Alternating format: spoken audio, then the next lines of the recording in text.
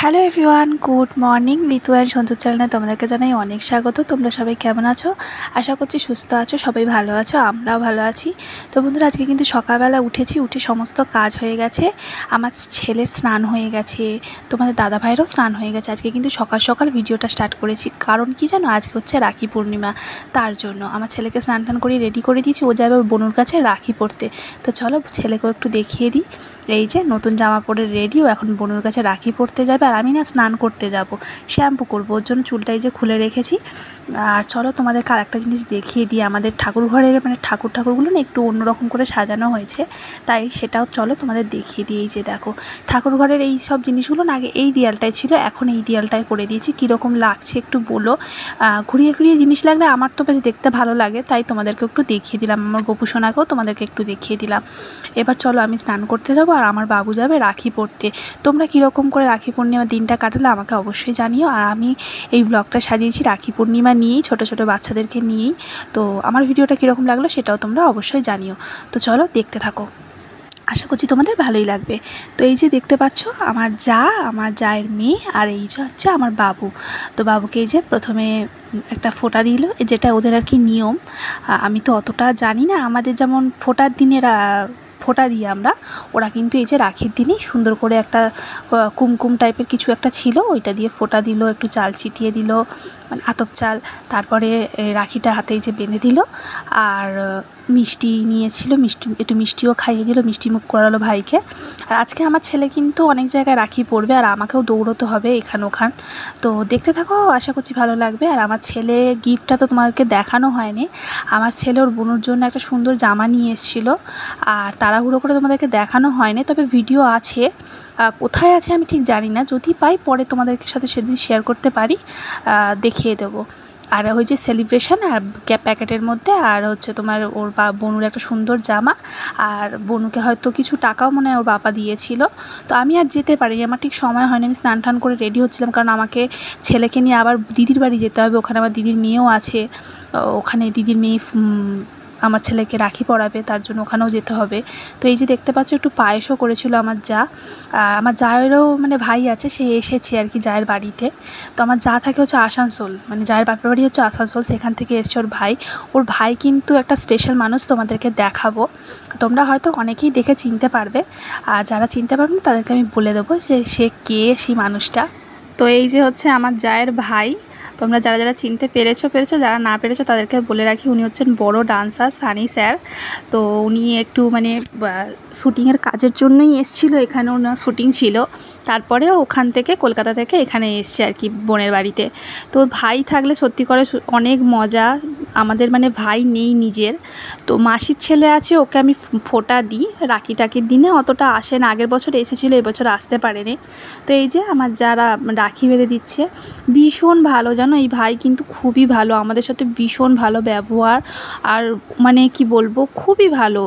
মানুষটাকে যত প্রশংসা করবে ততই আর কি কম পড়ে যাবে, এতটাই মানে ভালো। তো এই যে দেখো, তারপর চলে এসেছি হচ্ছে দিদির বাড়িতে। দিদির বাড়িতে এসেছি, আর এই যে পুতুর হচ্ছে গিফট। পুতু মানে হচ্ছে আমার দিদির মেয়ে, ওকে আমরা বাড়িতে পুতুই বলি। ওর নাম হচ্ছে ঋতিশা, আমার নাম হচ্ছে ঋতিকা, ওর নাম হচ্ছে ঋতিশা।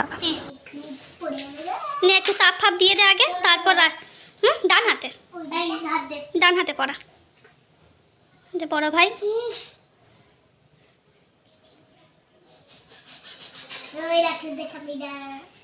আবার ঠিক করে বসো।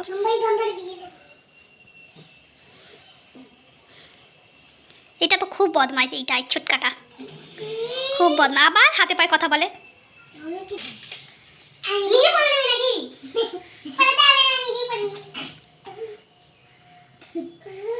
আমি তো 3টে রাখি পরবো, তুই 10টা পর। আমি একটা দেওয়া হবে, আমি কত পরবো জানিস? আমি বেরে দিই। একটু মিষ্টি খাইয়ে দিচ্ছি, একটু মিষ্টি খেয়ে না, দিদিকে একটু মিষ্টি খাইয়ে দেবে, ঠিক আছে? আমি বেরে দিই।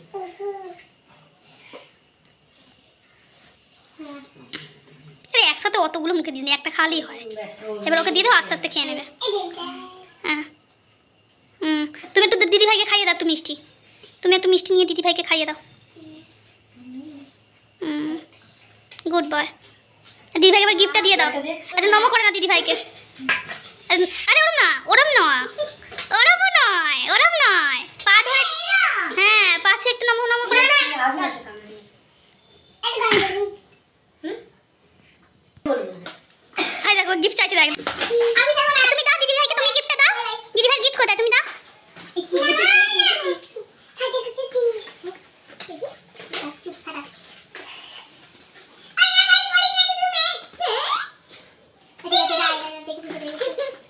আই শ্যাডো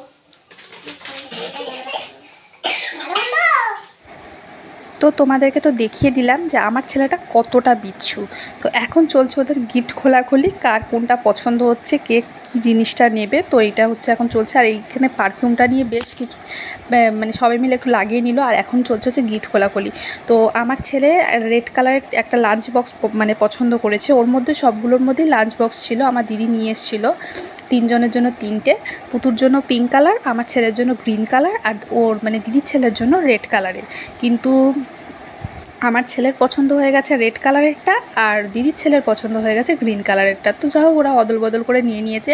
চলো তোমাদের লাঞ্চ বক্সটাও একটু দেখিয়ে দিই। এটার মধ্যে তো গাড়িটা দেওয়া আছে, যার জন্য আমার ছেলের এতটাই পছন্দ হয়েছে। গাড়ি আমার ছেলে ভীষণ পছন্দ করে। আর এই হচ্ছে আমার দিদির ছেলে। তো যাও, এখানে সব কিছু মানে রাখি পরানো হয়ে যাওয়ার পর আমরা এই যে বাড়ির দিকে আবার চলে যাচ্ছি, কারণ ওইখানে আর একটা পুচকি বসে আছে আমার ছেলেকে রাখি পরাবে বলে।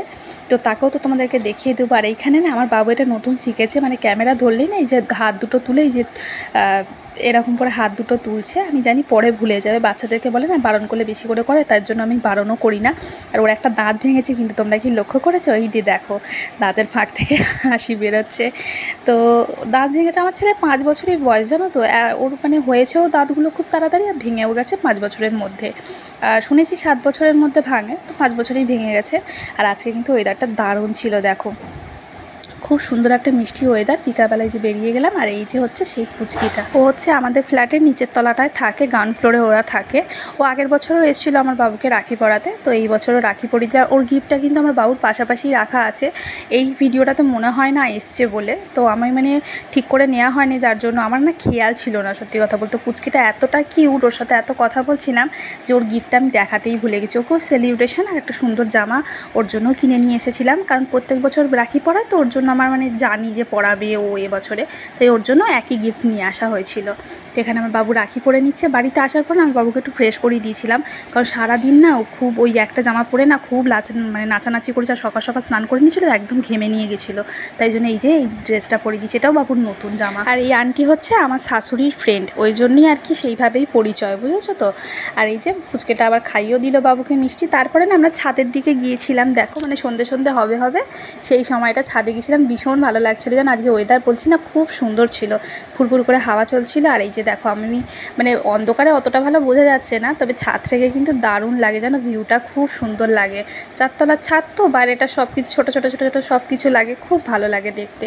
তো ছাদে বেশ খানিকক্ষণ ঘুরলাম, তারপর নিচে চলে এসলাম। আর ভিডিওটাতে কিচ্ছু দেখানোর নেই, ভিডিওটা এখানেই শেষ করছি। ভালো লাগলে লাইক করে দিও, চ্যানেলটাকে সাবস্ক্রাইব করে দিও। আর সবাই ভালো করে থেকো, সুস্থ থেকো, টাটা, চলো।